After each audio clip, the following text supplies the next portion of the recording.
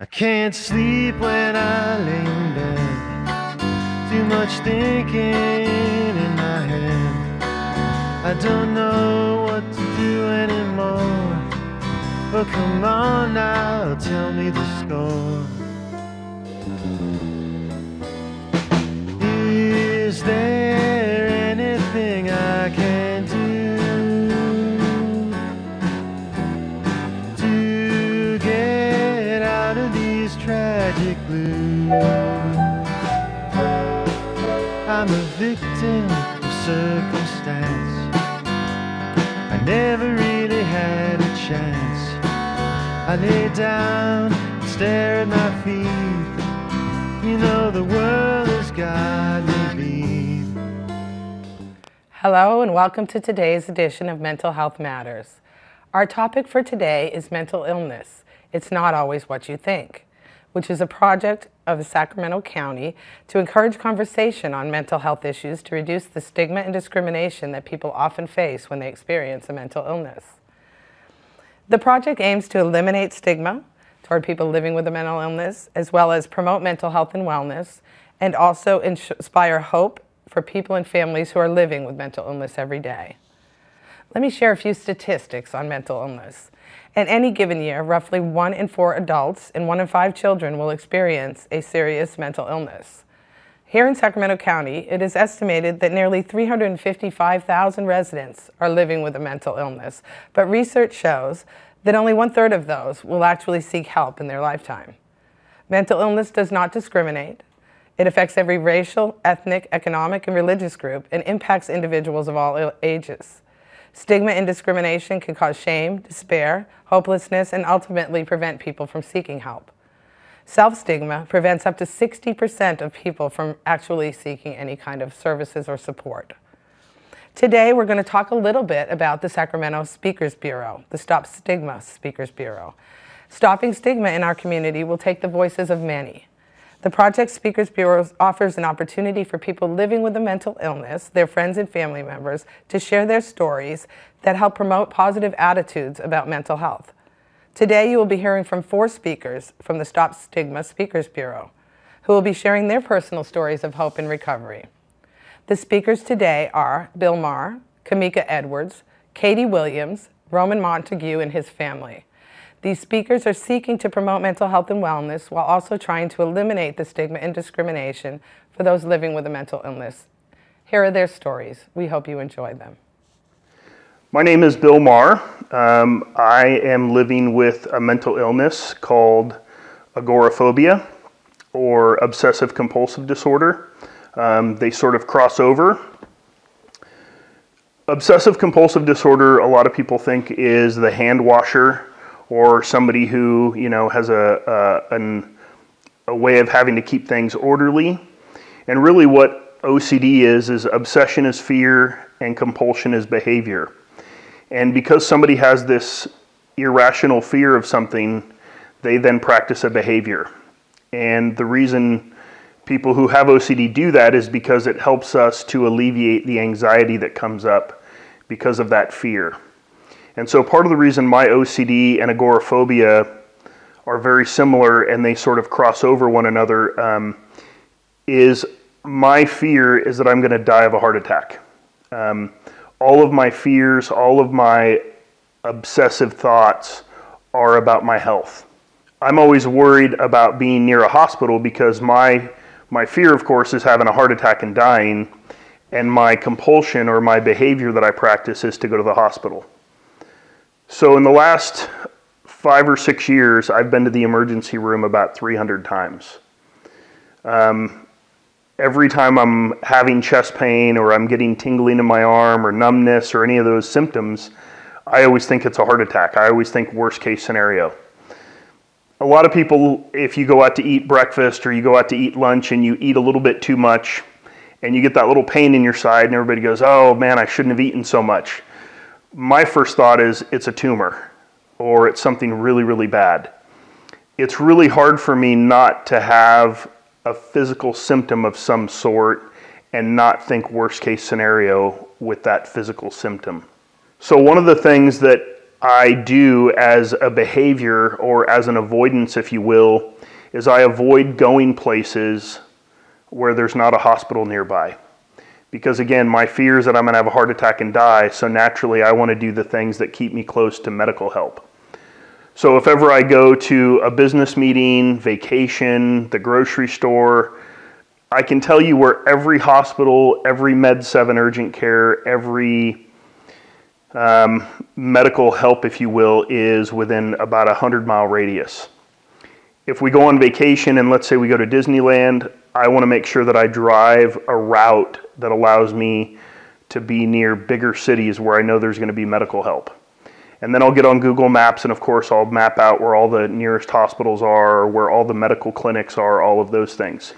Agoraphobia, a lot of people think agoraphobia is people who are afraid to go outside.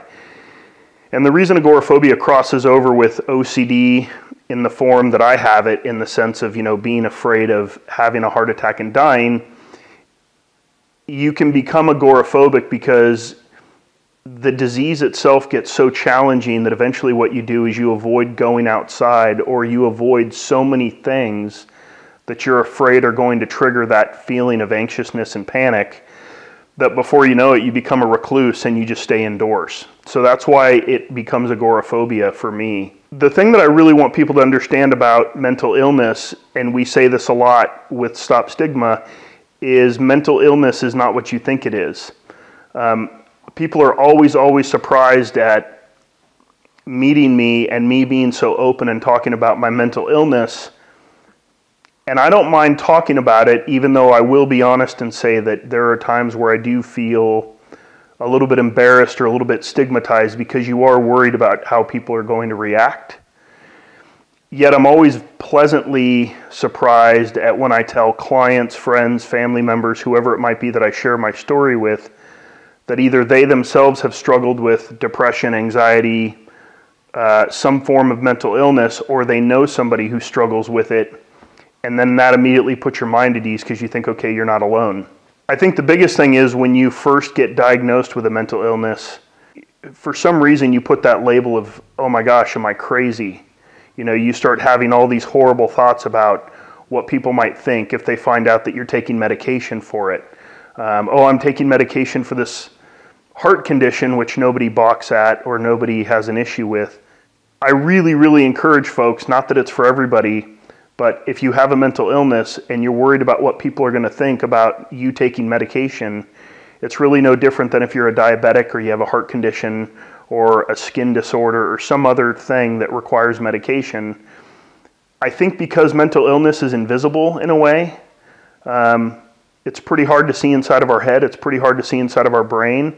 And so unlike when you have a skin rash or you're diabetic, which deals with insulin and different things, those are very commonplace in our society. But I think because in my mind, mental illness is sort of invisible. It's a disease of the brain. And because it's so invisible, I think people have a hard time grasping it. And so I think people they don't take the disease as serious as they should, because it's not something physical that you can look at. But again, the thing I love about talking with Stop Stigma and the Speakers Bureau, and mental illness being, our main message is that mental illness is not what you think it is. I think when people meet me and they see that I look quote unquote normal, that's fine for whatever normal means, but I really don't believe that I'm the person that looks like I have a mental illness, and that I really struggle, sometimes minute by minute, hour by hour, day by day, with a disease that is really debilitating. Mental illness doesn't discriminate. It affects people of all race, all skin colors, all national origins. It doesn't really matter. And the other thing that's interesting about mental illness is I didn't choose it. It wasn't until I was about 35 that I realized that I had a severe mental illness, and I wasn't sitting around in my living room one day bored out of my mind thinking, wow, I really need to spice up my life. Maybe this could be, maybe anxiety could be interesting, or maybe this could, really spice up my life. It chose me, I didn't choose it, and so now I have to manage it and deal with it the best I can. My background, my story, of when I grew up, my mom spent half her life in prison. And so I was always going to visit my mom in prison while other kids were taking vacations with their parents and things like that. And so I've always worked really, really hard and tried to be as resilient as I could possibly be, because I don't want my family or my kids or my wife or anybody to see that dysfunction or to be a part of it. Ironically, what I didn't understand was that all that fighting over the last 20 years of trying to break that cycle of dysfunction and being resilient is what has given me the strength that I need now, so that when I have tough days of mental illness, or I'm struggling with obsessive thoughts, or I'm just struggling in general with my disease, I already know what it feels like to be resilient. I already know what it feels like to have to overcome.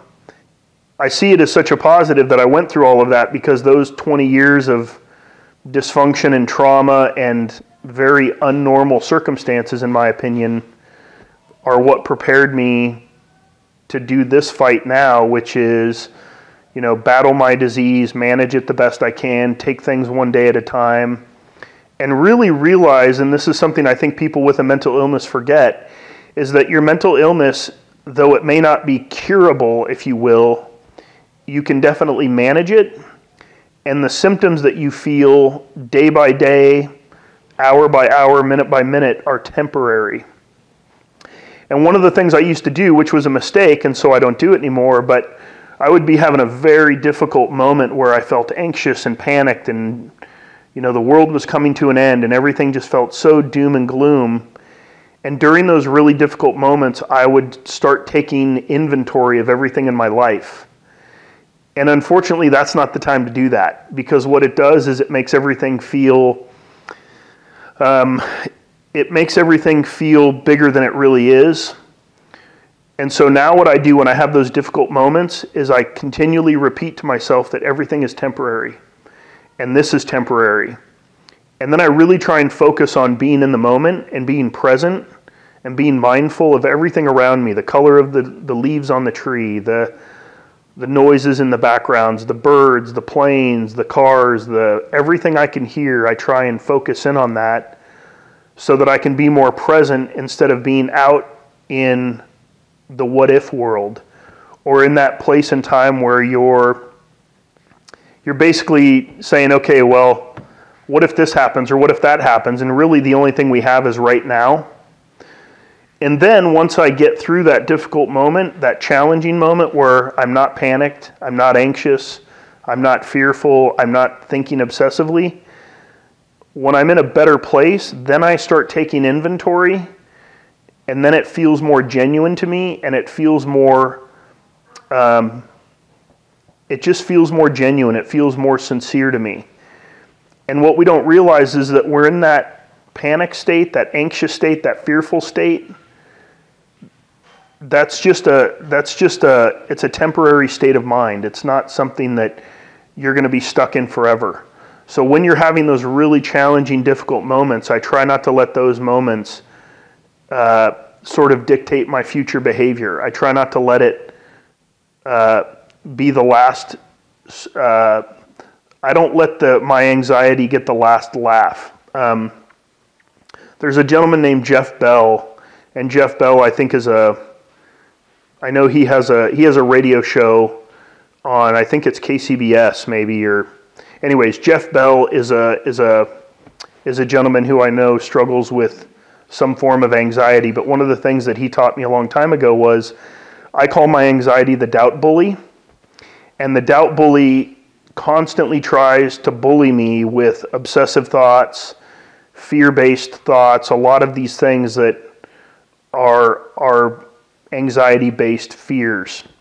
And so when the doubt bully pushes me around, I really try to refer to my anxiety, if you will, in the third person, because then I feel like it's something that I actually can have a little bit more control over, and it's not just this invisible disease, if you will, that people struggle with. So, sometimes I just have a really bad day or a bad moment, and I say, oh, the doubt bully's trying to push his weight around today or whatever, and it kind of helps me to move on. even though I'm still worried at times what people might say or what people might think if they find out, you know, I have clients who may at some point see this interview, or friends or family members, and if for some reason they think differently of me because I've done this or because I have a mental illness, I just don't care. To me, it's more important to give this message of hope and to help those that struggle and that don't have the support system that I have, that there is hope, there is help, there is a future. The future's very, very bright. It's more important for me to send that message and to be sincere about that, and the rest of it will take care of itself.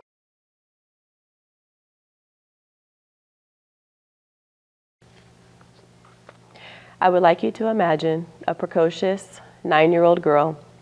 She could be your daughter, granddaughter, niece, or cousin. As most young children, she enjoys visits to her grandparents' house where she joyfully plays hide and seek with her sisters and her cousins. She would be taken to this store for candy and ice cream by her favorite uncle. He then eventually molested by him. She didn't think anything of it, just another example of his special affection. Years later, that 9-year-old would finally tell her family about the abuse. By their lack of response, she learns early on that her feelings don't count. She then begins a downward spiral towards drug and alcohol abuse, promiscuity, and depression. Due to her non-existent boundaries caused by being violated by a trusted family member, she becomes re-victimized in a physically and emotionally toxic relationship, a physically violent and emotionally toxic relationship for 7 turbulent years. Now imagine her sinking to the depths of despair. She gives up hope of ever feeling normal and loved. She decides to end it all by attempting suicide. After years and years of hospitalizations, medications, counseling, and faith-based support, she finally realizes that there can be life after abuse. How do I know? I was that 9-year-old girl. This is my story. My name is Kamika. I am a single mother, a teacher. I am a recent graduate from a master's program. I am a beginning piano player, a lover of all books, and a survivor of abuse. Because of trauma and other factors, I have had to learn how to live with the challenging effects of depression, anxiety, and PTSD, which is post-traumatic stress disorder. Mental illness is not always what you think. My journey from victim to survivor was not and is not easy. Some of the PTSD symptoms that I experience include nightmares, loss of sleep, jumpiness, and hypervigilance. I am very, very protective of my children. Many days I battle with worry. At times, my anxiety feels overwhelming, panicky, and paranoid, always expecting the next bad thing to happen. Trying to maintain control all the time is very exhausting. My symptoms of depression feel slow and heavy, unmotivated and lethargic, weepy and emotional. Many days I would feel numb, like a passive participant just letting life happen. Things unraveled pretty quickly. I recognized I had to deal with these symptoms instead of letting them deal with me. Eventually, I sought help for these mental health concerns. First, my faith in God has provided a foundation of hope, and without it, I wouldn't be here today. Second, individual and group counseling, along with medication, help me cope with the roller coaster of symptoms that I deal with on a daily basis. Throughout my healing process, one thing that was most comforting to me was to share my story with someone who cared enough to listen. This leads me to the topic of stigma. Well, what is stigma?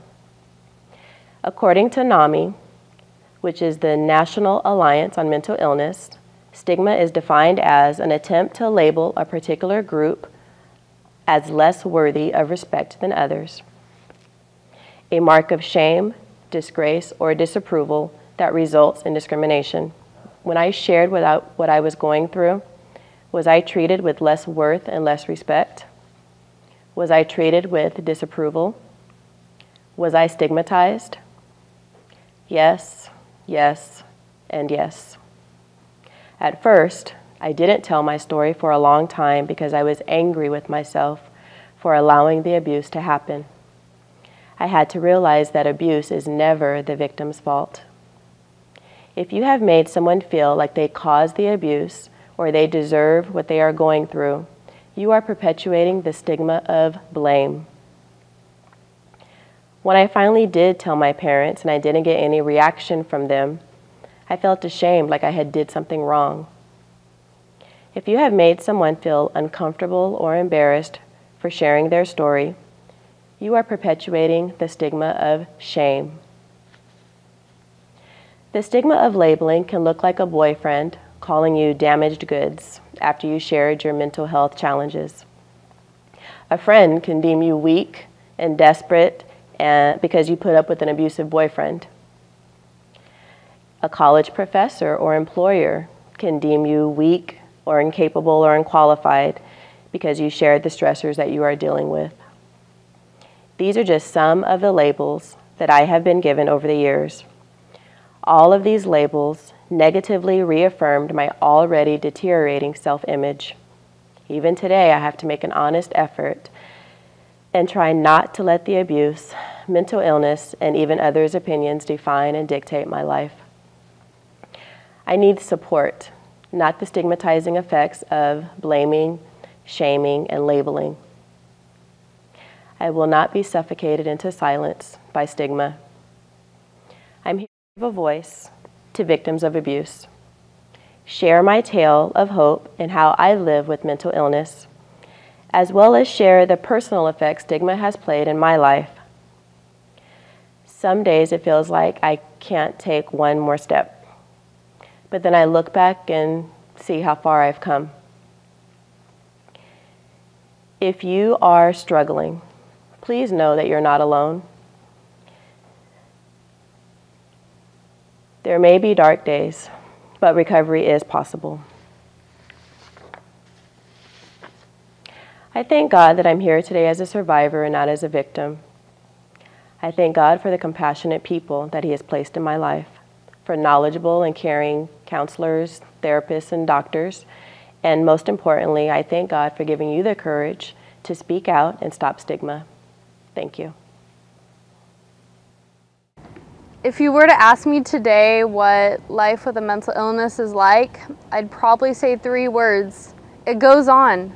It's as simple as that for me, but it wasn't always like that. My mom, she calls me her Romans 8:28 girl. She says that God uses all things for good, and growing up, never quite knew what that meant, never felt it could be possible or achieved. But lately, I think there's hope for that, and I see that hope, so it's there. My story with mental illness began when I was about 5 years old. It's not something that I clearly remember, but my parents told me that growing up, especially in kindergarten, 1st grade, that whole time frame, I would face a lot of anxiety related to cleaning and cleanliness, and especially before bed, because that's always a time when things come into your head. Before class, in the morning especially, I would be really anxious about what my room looked like. If everything wasn't in its exact place, its exact order, I would not be able to go to class. I remember very vaguely, but clear all in the same sense, that when I was very young, about 5 or so, it was the night before I was starting my first day of kindergarten, and I remember feeling so anxious, not because I was scared to meet the kids or because I was upset about the fact that I was starting school. It was just my room was messy. Things weren't in its right place, and I remember bursting into tears and telling my mom, I'm not gonna go, my room's not clean. And those signs reminded my mom of, or specifically my dad, of OCD, which he grew up with himself, and my grandpa and my great-grandpa. And so when I was about 9 years old, they decided to take me to my first therapy appointment.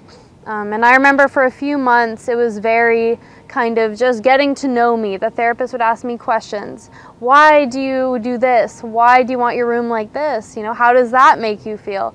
And it's funny because at that age, when someone takes such an interest in you, it's this whole, wow, they really care. They really want to know this stuff about me, you know? I'm really special.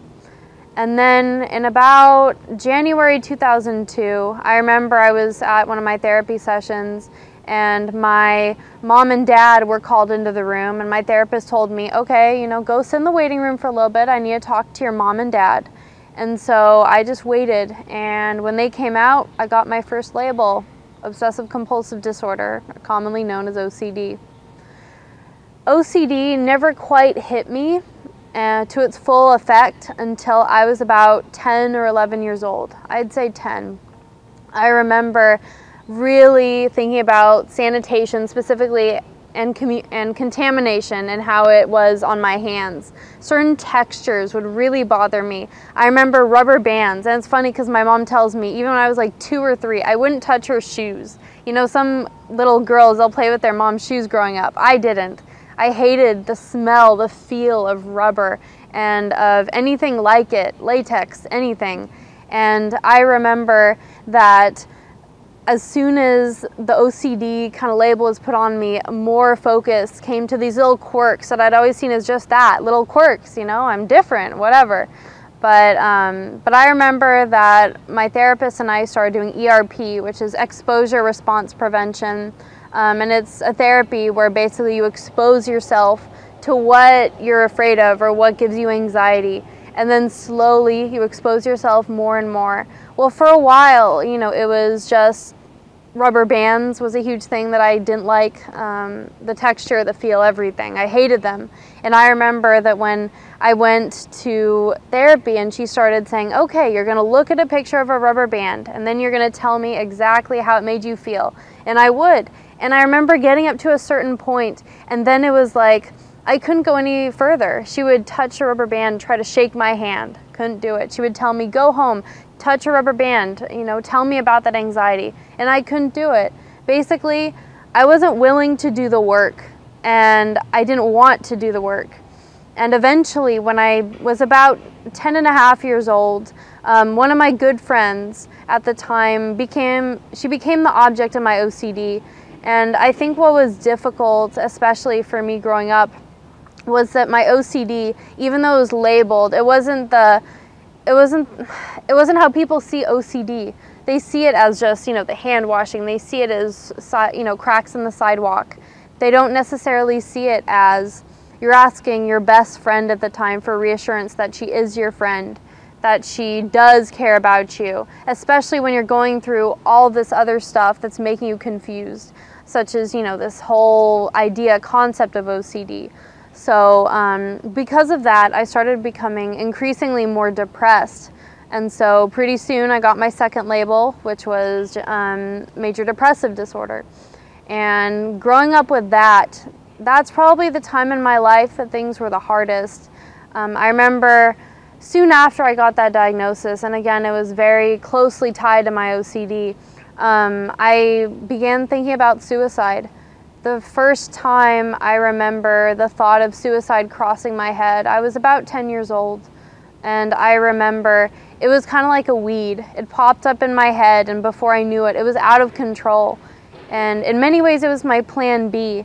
It was if things got too bad, if I couldn't control how I was feeling, then that'd be it. I could end it right there and then. So that summer, which was the summer of 2003, I was hospitalized for the first time. I remember I went to sports camp one day at my church, and I remember my best friend was there, the one that my OCD was kind of fixated on. And I remember asking her, do you care about me? Are you mad at me? Because she was hanging out with her other friends. And of course, if you're on the opposite end of that, if you're hearing, do you care about me? Are you upset every single day? That's gonna raise some eyebrows. It's gonna have some questions brought up in the mind of a 10-year-old friend of a girl with OCD.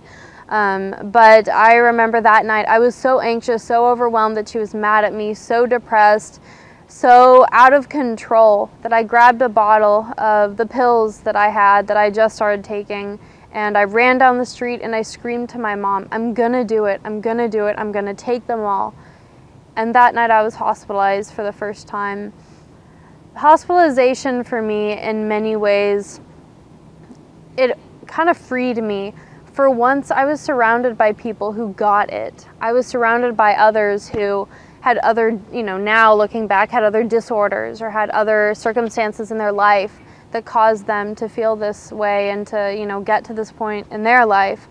And I wasn't alone. And that was such a freeing feeling that it wasn't just me. And I was hospitalized 2 more times that summer. I was hospitalized again in 2008 and again in 2011, but that time was voluntary. And what I've learned about mental illness is that over time, you start to know yourself, or at least for me, I started to know myself and I started to know what my triggers were. I started to know when I was getting those obsessive thoughts. And that was a huge part of my recovery and being able to identify that. And even now, being able to identify that. So that was a huge thing that kind of led me to what I do today. And it's funny because after my hospitalization in 2011, I didn't even really want to think about my mental illness anymore. I didn't want to think about either of them. I continued to have struggles with my relationships and with people that I cared about, mostly for the reason that OCD would be brought up. And once someone knows you have a mental illness, it's there in their head. That doesn't go away. They think every little offbeat thing that you do can be attributed to your illness. And it's like, well, at the time, especially, when I was in my teenage years, it's kind of like, well, I'm a normal teenage girl too. So OCD kind of made those thoughts be thoughts on steroids or however you want to put it. And that was difficult. But a huge part of my recovery too is I actually did an internship at the Sacramento County morgue. For a while I was interested in biology, and biology was I was interested in the forensic side of biology. And so when I started at the morgue, I had all these dreams of, I'm going to go into forensic pathology, I'm going to go to med school, I'm going to, be this expert on dead people, which is, morbid and all that stuff that people already think. But when I actually got there, I started picking up on this pattern. And the pattern was that there were a lot of people in Sacramento County who committed suicide. And I remember the first time I ever saw someone lying on the gurney in front of me who had died by suicide, I fought so hard not to let it affect me. I tried so hard to just push it in the back of my head, and I realized I'm the only one in this room that knows what's going on inside me. But I remember just looking at them, and after I started to see that pattern, after more people I'd see week after week committing suicide, and I'd have to work on them, autopsies. You can take that part out if it's too morbid. I started realizing that this pattern needs to be stopped. And I realized this could have been me. This person could have been me. And that was a thought that hadn't crossed my mind when I was actually going through feeling suicidal, when I was actually going through my mental illness. So once I started seeing this pattern emerging in the morgue, I realized something had to be done. Clearly it was an issue that not just I had dealt with, and until then I didn't really see that. I didn't really see to a larger extent the bigger picture that this is a problem in society. And after I saw this in the internship that I had at the morgue, I remember I was seeing a counselor at the time over at CAPS on Sac State's campus, and I remember asking her, like, what can I do? What on campus can I do? Something involved with mental health, something involved with anything. I just wanted to get more involved. I think the morgue kind of sparked something in me that I really needed to give back, that there was something I had to do. And I just had this feeling of, I want to give, I want to help. And then my supervisor, who's now my mentor, she told me about Stop Stigma Sacramento, and she told me about their Speakers Bureau. I think one of the biggest rewards of being part of the Speakers Bureau is knowing that I have helped people, even it's that whole delayed gratification. You never know who you're helping. And the thing is that everyone knows someone. You know, everyone has, whether it be themselves, whether they have a mother, brother, sister, you know, cousin, significant other. 1 in 4 people have a mental illness, and that's something that speaks volume to what I do, because I know that I'm touching those 1 in 4s, just like I'm the 1 in 4. And that's very rewarding to me. In terms of what it's done for me personally and how it's helped me and how telling my story has helped me, I got a really great scholarship my senior year of college, undergrad, because of telling my story. I've been to tons of conferences, tons of trainings. I've gotten to speak at the American Foundation for Suicide Prevention Walk in front of over 1,000 people. It's opened up so many doors, and it's shaped who I am, honestly. You know, I started off as this person in biology who didn't know what the heck I was doing, who didn't know where I was going. I knew what I wanted, but did I really? And now I have this clear set path, and I'm currently in my first year of graduate school at Sac State in the social work program, and I hope to pursue mental health policy. I hope to change things in a larger level. And looking back, I've always seen things in that larger level. Even when I worked at the morgue, seeing one person on the gurney, that I knew that there was something else out there that needed to be addressed. So in a sense, I think that telling my story has been not only therapeutic for me, but it's also helped so many other people. And to me, that means more than anything. And like I said, my mom always calls me her Romans 8:28 girl. And I think not only can I use all this stuff for good and for God's glory, but I can change a whole heck of a lot of lives in the process. So my name is Katie Williams. I'm a first-year grad student at Sac State. I'm living with a mental illness, and all I have to say is, so what? Good evening. My name is Roman Montague, and welcome to my home. This is my family. These are my children. My name is Roman Clifford Cub Montague. My name is Avonlea Cubzette Montague. My name is Cimarron Robert D'Artagnan Montague. To begin my story and to share my story, had a great marriage. For the first 10 years, everything was wonderful. Everything was great. Did well. Started off with three children. We were happy. Had a business. It was going well. And then there were some events that took place, some tragedies that took place in her life. She came home from an appointment once. She told me that she had talked with the doctor and he'd given her antidepressants. And I didn't know that she was depressed, but she said she felt a whole lot better with the antidepressants. I remember thinking, well, that's kind of weird. Didn't think much about it. Sometime later, she came home after visiting with the doctor. She said the doctor had given her some anti-anxiety medication, which kind of surprised me because I didn't know that there was an anxiety issue.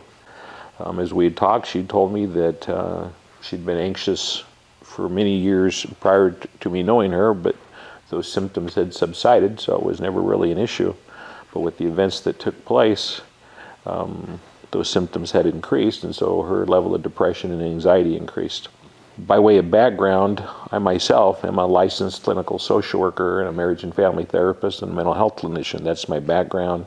Even though I had that knowledge and I had that experience, I was completely caught off guard and didn't recognize it within my own home, within my own marriage. So from that point forward, for the next 15 years, her mental health continued to deteriorate.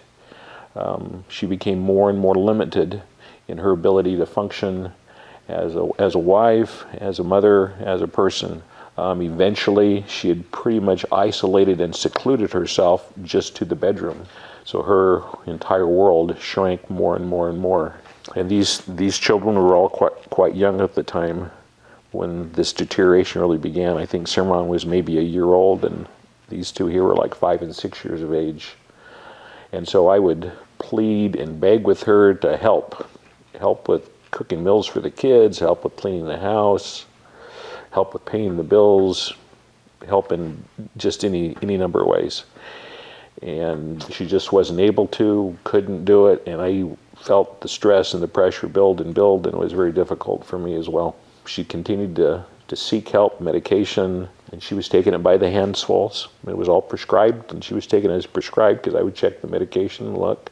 I would encourage her to invite me to go to appointments with her physician so I could give them feedback, which might in turn help them, but she wasn't willing to have me be part of that. She was kind of concerned that I might say something that would make her feel bad about herself or be difficult and challenging. The summer of 2011, she took a dramatic change for the worse. She deteriorated even more rapidly to the point to where she was hearing voices from people who weren't there, talked about relationships with people that didn't exist that she didn't know. The result was she had to be hospitalized against her will, which was a very terrible experience for her. When she came out of that hospitalization, she was traumatized by it, didn't want to go back, but her mental health, her mental status didn't change. And she continued to deteriorate to the point that she attempted suicide. She was hospitalized again for that event. Ultimately, she was released from the hospital, and I think that she had made the decision that the hospital was such a terrible experience for her that she was never going to go back. So she decided that the next time that she attempted suicide, she was going to make sure she was successful. In November of 2011, I remember going with her to her psychiatrist, and the psychiatrist asking her the appropriate question, do you have any intention or any plan to harm yourself? And her reply to the physician was, not at this time. And I interpreted that as, oh no, that's not good. Not at this time is not the same as no. That just means not right this second. So I was pretty worried and concerned. Probably one of the biggest regrets that I had is that when I went back into work a few days later, one of the women at the front desk asked me how my wife was. And I commented to her that I think it's just a case of time before she commits suicide. And I regret that because that was an honest thought that I had, but it was kind of a stunning comment for somebody to hear. Within a month, that in fact is exactly what had happened.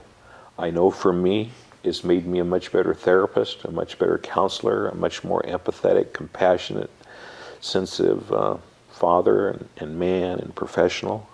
I continue to work in my profession as a therapist and a counselor, working with both victims and perpetrators of violence and abuse, and the opportunity that I've been given to be able to be part of the Speakers Bureau and go out into the community and to the schools and to different agencies and organizations and share my story and our story of mental illness, and to know the numbers of people in society that suffer, oftentimes unsupported or in silence for fear of how they're going to be perceived, or since mental illness isn't something that shows up as a physical deformity, that they're going to be treated as if they're a lesser person or a lesser human being.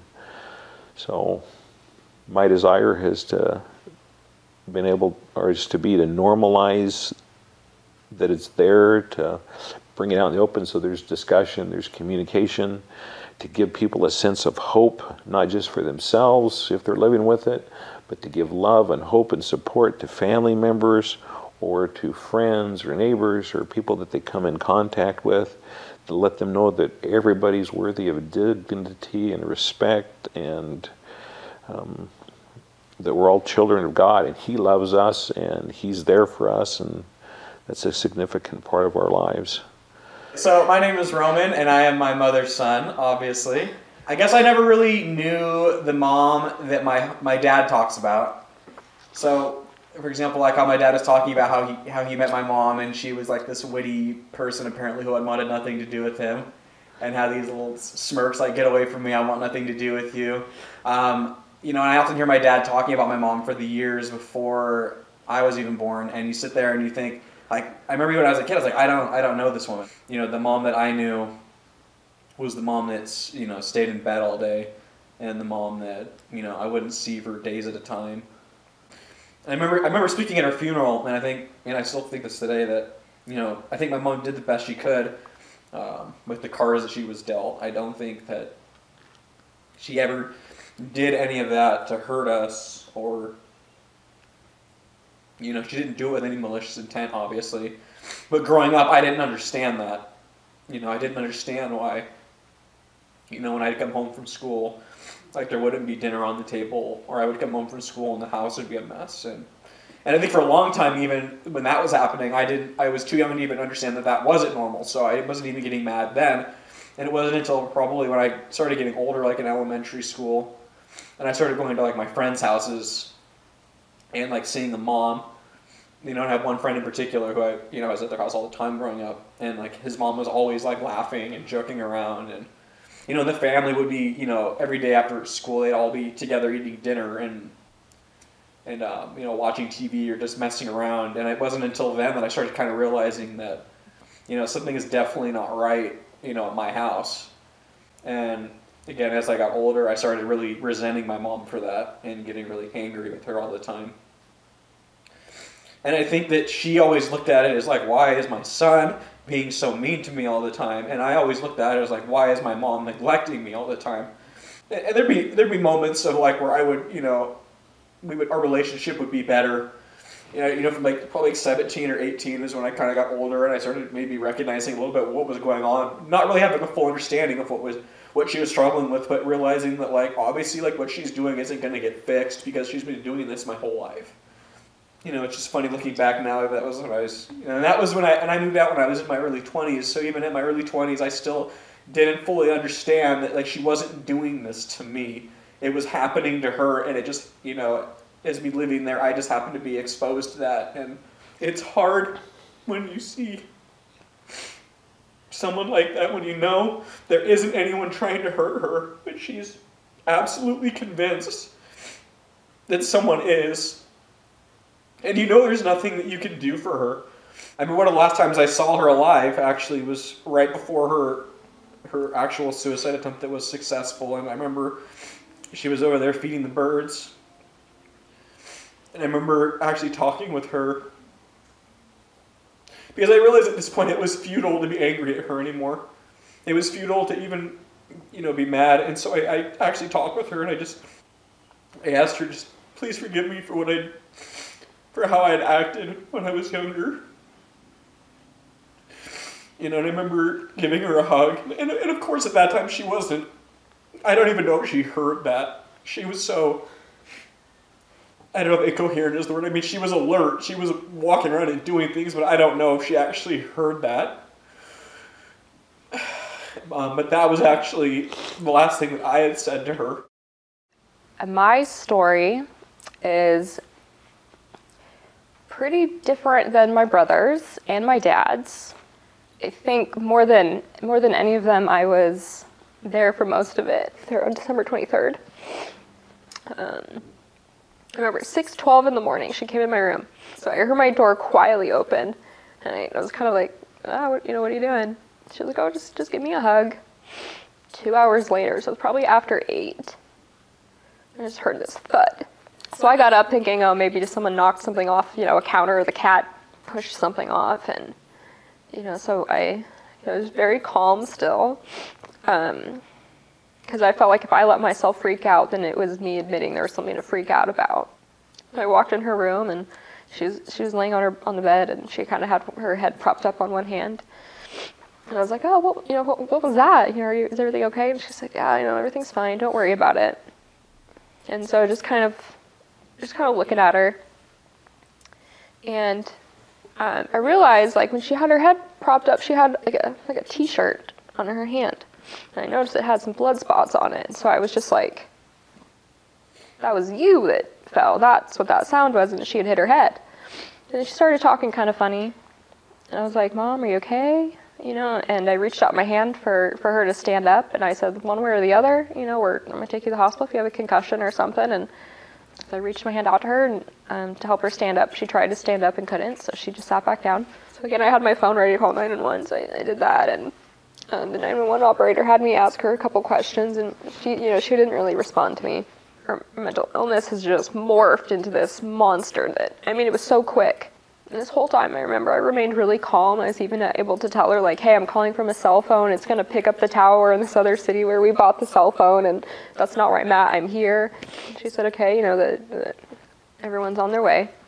They had her on the gurney on the floor with, you know, an oxygen mask and all those little electrode things hooked up. The first time this happened, I had a noticeable feeling that said, she's okay. The second time it happened, I had no feeling. I had no comfort. I didn't know that, you know, I didn't know she was gonna die. And that concerned me. And the doctor had told me, you know, she wants to see you. So I went in there and, you know, I held her hand. You know, I was trying to talk to her, you know, like, how you feeling? And she wouldn't answer me. I just remember I held her hand and she squeezed it. And in that moment, it was kind of like she was able to communicate many things to me through that squeezing my hand. I started crying. Because the mom I had known was gone, and that was kind of like her physically touching, like us physically touching was a way of like reconnecting her world and my world. And I didn't feel scared, and that's what's weird to me. I didn't feel worried, but I think I was crying for that girl that I was that had to go through this for months and months and months. So I remember I just was crying into my dad's chest. And I remember looking back at my mom when she was alive, and I was just like, I could very well be looking at the last time I ever see her alive. You know, when we let her go, it kind of, I've even thought about it, whereas I think like we kind of walked her, you know, to the end of mortality, so to speak. When I was younger, she was my mom and my friend. And when I was like maybe 8 or 9 years old, we'd be like little pen pals, write letters to each other, sing under their door, and we'd read it, go back and do it again. So yeah, my mom was my friend when I was a little kid. As I got older, you know, I could tell there wasn't something always right about her, because when I got older, I started going to friends' houses. Their moms would interact with me, their kids, the father that was there. They'd make dinner. They'd yell at their kids a little bit when they did something stupid, like I never got really. And it was an interesting experience for me, because when I got older, I also realized my mom just laid in bed all day, every day, probably 22 hours of the day. Never saw her unless I came to her, because she never came to me ever. She'd be an hour late picking me up from school every day because she couldn't get out of the house ever. Never had friends over. Just nothing like that at all. And I've always been pretty jealous of friends having really good moms. Even today, I still get really jealous by it. Because, I mean, I miss having my mom a lot, even if she wasn't always there. I'd say when I was 14 years old, like, I myself have a mental illness. I literally inherited it from my mom with the depression, anxiety, and all that fun lingo. And I remember when I was that age, she told me that when she looked in my eyes, she said I looked dead because of how depressed I was. And, you know, coming to the last few years of her life, I looked in her eyes and thought the same thing about her. It was just like, she wasn't the same person that I knew. Any remnants of herself that she had left were gone. It was really hard for me when she died too, because even though I'd distanced myself from her for so long, and I tried to cut those bonds with her I tried so hard to, I never could, because she was always the friend I always had at home. I also remember, like, after she had died, I went on like a trip with like a church thing. I walked 20 miles for it. And I remember thinking to myself, because I was not prepared to do that. I was wearing the wrong shoes, and it was just really bad. You never go to 20-mile hike in 3 days in like Vans. That was a bad idea. Those are bad shoes in general. But anyway, like, on the first day, I had blisters that went across the entire balls of my toes. I still had another 12 miles to do like that, and it was unbearable. So by the third day, last like 2 miles, I was thinking or asking my mom if she could help me in any way I could. And in that moment, just an overwhelming just sensation of just like, you can do this. You're a strong kid. I'm here for you and I love you. And it's just like, that's the strongest feeling I've ever had in my life when it comes to love for my mom.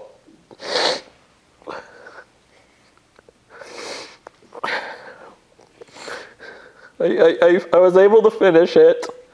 I didn't give up, no matter how much I wanted to, because I didn't want to disappoint my mom.